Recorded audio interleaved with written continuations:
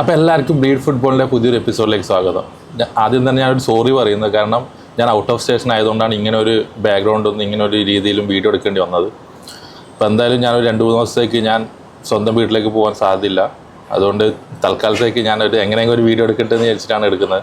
അപ്പോൾ ഇന്നലെ AC മിലാനും ലിവർപൂളും തമ്മിലുള്ള പ്രീ സീസണിൻ്റെ ആദ്യത്തെ ഒരു നല്ലൊരു ഫ്രണ്ട്ലി മാച്ച് നടന്നു. അതായത് നല്ല ടീം മോഡലിൽ ഫ്രണ്ട്ലി മാച്ച് നടന്നു. 4-2 തോറ്റു. തോൽവി ഓക്കെ, നമ്മൾ പ്രീ സീസൺ ഫ്രണ്ട്ലി ചെയ്യുന്നത് തന്നെ വിജയം നോക്കുള്ളൂ അല്ലെങ്കിൽ തോൽവി നോക്കുള്ളൂ അല്ല. അതായത് പ്രീ സീസൺ ഫ്രണ്ടിൽ നമുക്ക് അവൈലബിളായ എല്ലാ പ്ലെയേഴ്സിനെയും യൂട്ടിലൈസ് ചെയ്ത് ഏത് പ്ലെയേഴ്സാണ് ഏത് പൊസിഷനിൽ ബെറ്റർ, അങ്ങനെയുള്ള ഏതെല്ലോ ഒരു ടാക്ടിക്സ് അനാലിസിസ് അല്ലെങ്കിൽ പ്ലെയറിൻ്റെ വാലുവേഷനൊക്കെ ചെയ്യുന്ന ഒരു രീതിയാണ് പ്രീ സീസൺ ഏകദേശം എല്ലാ ടീമും നോക്കി വരുന്നത്. അതുകൊണ്ട് Liverpool as a Liverpool fan തോൽവിയായാലും ജയമായാലും നോ പ്രോബ്ലം. അതാണ് ഇന്നലത്തെ ഏകദേശം എല്ലാ ലിവർപൂൾ ഫാൻസിനും ഇന്നലെ തോറ്റത് വലിയ നാണക്കേടോ അല്ലെങ്കിൽ വലിയ പ്രശ്നമോ അങ്ങനെ ഒന്നും ഉണ്ടാവാൻ സാധ്യതയില്ല. നമുക്ക് ഇല്ല ഒരു പ്രശ്നം എന്ന് പറഞ്ഞാൽ ഇന്നലെ ജോ ഗോമസിന് ചെറിയ പരിക്കും കൂടി പറ്റിയിട്ടുണ്ട്. നമുക്ക് ആകെയില്ല 3 സെൻറ്റർ ബാക്കാണ്, അതിൽ ഒരു പ്ലെയർ ജോ ഗോമസിൻ്റെ കാര്യം ഞാൻ മുന്നേ പറഞ്ഞിട്ടുണ്ടായിരുന്നു. പുള്ളിക്കാരന് ഒരു സീസണിലെ പകുതി മത്സരം പോലും ഗ്യാരണ്ടി തരാൻ പറ്റാത്തൊരു പ്ലെയറാണ് ജോ ഗോമസ്. ഭയങ്കര ഇഞ്ചുറി പ്രോൺ പ്ലെയറാണ്. അപ്പോൾ ഇപ്പം തന്നെ നമുക്ക് മനസ്സിലായി, ഈ ഒരു പ്രീ സീസണിലെ ആദ്യത്തെ മത്സരത്തിൽ തന്നെ ഇഞ്ചുറി പറ്റി. ഇപ്പം നമുക്ക് കൊണാറ്റയും വാൻഡൈക്കും മാത്രമേ ഉള്ളൂ ഇപ്പം 2 എസ്റ്റാബ്ലിഷ് സെൻറ്റർ ബാക്ക് എന്ന് പറയുന്നത്.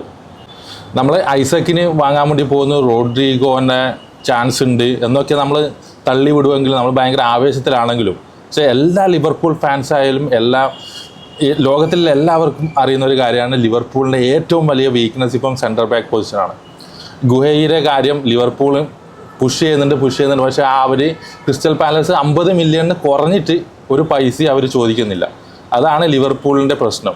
ലിവർപൂളിനാണെങ്കിൽ ഒരു സീസൺ മാത്രം ബാക്കിയുള്ള ഒരു പ്ലെയർക്ക് 50 മില്യൺ കൊടുക്കുക എന്ന് പറഞ്ഞത് ഒരു റോബറിയാണ്. ശരിക്കും അത് റോബറിയാണ്. ലിവർപൂൾ 30 മില്യണിൻ്റെ മുകളിൽ തരില്ല എന്നുള്ള ഒരു പിടിവാശിയിലും, അതേപോലെ ക്രിസ്റ്റൽ പാലസ് 50 മില്യണിൻ്റെ മുകളിൽ 50 മില്യണിൽ കുറഞ്ഞിട്ട് നമ്മൾ കൊടുക്കില്ല എന്നുള്ളൊരു പിടിവാശിയിലുള്ളത്. അപ്പോൾ നമ്മൾ ഗുഹൈനെ സൈൻ ചെയ്യുമോ എന്നുള്ള 100% ഉറപ്പായില്ല. ഗുഹൈന തന്നെ വേണമെന്നുള്ള ഡിസിഷനിലാണ് ലിവർപൂൾ. ഒരു പക്ഷേ അവസാന സമയങ്ങളിൽ ഏതെങ്കിലും ഒരു ടീം കുറച്ചൊന്ന് അയഞ്ഞു കഴിഞ്ഞാൽ, അതായത് ലിവർപൂൾ കുറച്ച് ഓക്കെ നമ്മൾ 40 മില്യൺ വരെ കൊടുക്കാമെന്നില്ല, അല്ലെങ്കിൽ ക്രിസ്റ്റൽ പാലസ് ഒരു 40 മില്യൺ 35 മില്യൺ ഓക്കെ എന്ന് പറഞ്ഞ് സമ്മതിച്ചാൽ ആ ഒരു ഡീല് 100% നടക്കും.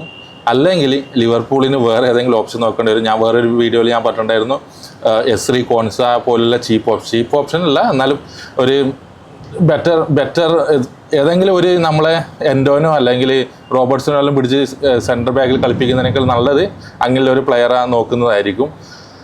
അതുകൂടാതെ 2-3 പേരുകൾ നമ്മൾക്ക് വേണമെങ്കിൽ ഓപ്ഷനിൽ ഇടാം. ഹാറ്റോ, ജിയോവാനി ലിയോണി, അന്റോണിയോ സിൽവ, അങ്ങനെ കുറച്ച് യങ് സെൻറ്റർ ബാക്സ് കുറച്ച് പേരുകളൊക്കെ നമുക്ക് വേണമെങ്കിൽ ഓപ്ഷനിൽ ഇടാം. പക്ഷേ നമുക്ക് മെയിൻ ഒരു സെൻറ്റർ ബാക്ക് വേണം. ഗുഹയാണ് സെൻറ്റർ ബാക്ക്. പക്ഷേ അത് എങ്ങനെ നടപ്പിലാക്കുന്നില്ലൊരു തീരുമാനത്തിലാണ് ഇപ്പോൾ 2 ടീമും ഉള്ളത്. ഗുഹയിലെ ഞാൻ വീഡിയോ കറക്റ്റ് ഞാൻ ചെയ്തിട്ടുണ്ടായിരുന്നു, എന്ത് കാരണം കൊണ്ട് പുള്ളിക്കാരന് ഈ സീസണിൽ വരാൻ സാധ്യതയില്ല എന്നല്ല. അതൊന്ന് നോക്കി ചെക്ക് ചെയ്യുക കാണാത്തവരാണെങ്കിൽ. അപ്പോൾ നിങ്ങളുടെ അഭിപ്രായം ഇന്നലെ കഴിഞ്ഞ പ്രീ സീസൺ മത്സരത്തിൽ നിങ്ങളുടെ അഭിപ്രായം എന്താണെന്ന് കമൻറ്റ് സെക്ഷനിൽ തീർച്ചയായും രേഖപ്പെടുത്തുക.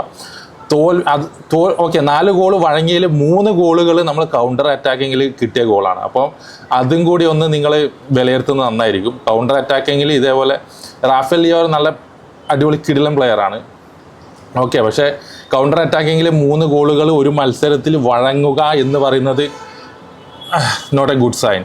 അപ്പം അതുകൂടാതെ നമ്മളെ പുതിയ ഗോൾ കീപ്പർ മുഹമ്മദ് അഷ്വിൽ പുള്ളിക്കാരൻ ഒരു ചെറിയ കമ്പോഷറിൻ്റെ ഒരു ചെറിയ കുറവുണ്ട്. അത് പുള്ളിക്കാരൻ നേരെയാക്കി എടുക്കണം, ഇല്ലെങ്കിൽ പണി കിട്ടും. പ്രീമിയർ ലീഗിലായാലും വേറെ ഏതെങ്കിലും നല്ല കപ്പ് കോമ്പറ്റീഷനിൽ നല്ല ടീമോടെല്ലാം ഏറ്റുമുട്ടുമ്പോൾ ആ ഒരു കമ്പോഷറിൻ്റെ കുറവ് നേരെയാക്കിയില്ലെങ്കിൽ അത് പിന്നീട് ലിവർപൂളിന് ഒരു പണിയാവും. അപ്പോൾ നിങ്ങളുടെ അഭിപ്രായം, ഇന്നലെ കളി കണ്ടവരുണ്ടെങ്കിൽ നിങ്ങളുടെ അഭിപ്രായം തീർച്ചയായും രേഖപ്പെടുത്തുക. കളി കാണാത്തവർ ഹൈലൈറ്റ് മാത്രം കണ്ടവരാണെങ്കിൽ അഭിപ്രായപ്പെടുത്തുക. ഐ തിങ്ക് സൊബോസ്ലൈ നല്ല കളിയായിരുന്നു ഇന്നലെ, ഗോൾ അടിച്ചിട്ടുണ്ടായിരുന്നു ചിപ്പിൻ ചെയ്ത്. പിന്നെ നമ്മളെ ലെഫ്റ്റ് വിങ്ങിൽ റിയോ എംബുഹാമോ, ആ പേര് എനിക്കിങ്ങനെ വായിൽ കിട്ടുന്നില്ല. നല്ല ടാലൻറ്റഡ് പ്ലെയറാണ്. ആ ഒരു ഫൈനൽ തേർഡിലെ ഡിസിഷൻ ഒന്ന് അടിപൊളിയാക്കി എടുത്താൽ നല്ല ടാലൻറ്റഡ് പ്ലെയറാണ്. അല്ലെങ്കിൽ 1-2 വർഷത്തിനുള്ളിൽ നമ്മളെ സ്റ്റാർട്ടിങ് 11-ൽ വരാൻ സാധ്യത ഉള്ള ഒരു യങ് പ്ലെയറാണ്. ഇപ്പോൾ പുള്ളിക്കാരൻ നല്ല രീതിയിൽ കളിച്ചു എന്നാണല്ലോ റിപ്പോർട്ടുകൾ വരുന്നത്. അപ്പോൾ നിങ്ങളുടെ അഭിപ്രായം എന്താണെന്ന് കമൻറ്റ് സെക്ഷനിൽ തീർച്ചയായും രേഖപ്പെടുത്തുക. സെൻറ്റർ ബാക്ക് ഐസക്, രണ്ടും ലിവർപൂളിന് ആവശ്യമാണ് ഇപ്പോൾ ഐസക്കിനെ മാത്രം ഫോക്കസ് ചെയ്ത് എല്ലാ ഹൈപ്പ് ഐസക്കിലേക്ക് കൊടുക്കരുത്. സെൻറ്റർ ബാക്ക് മെയിനാണ്, മെയിൻ. അപ്പം എല്ലാവർക്കും താങ്ക് യു.